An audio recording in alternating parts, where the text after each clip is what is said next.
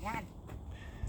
Hello guys, nandito po kami ngayon sa San Salvatore, Outside Lugano outside Lugano. Lake. That is Lake Lugano. Hmm? Yan, dito po sa Switzerland. Yan po. Look. Yan po yung view. Nandito po kami sa... Saan nga ba ito? Sa tuktok ng bundok. Dito po sa Switzerland. Guys, yan po ang view ng Switzerland. Ano pa lang po yan? Lugano pa lang po siya. Okay? Ang ganda naman.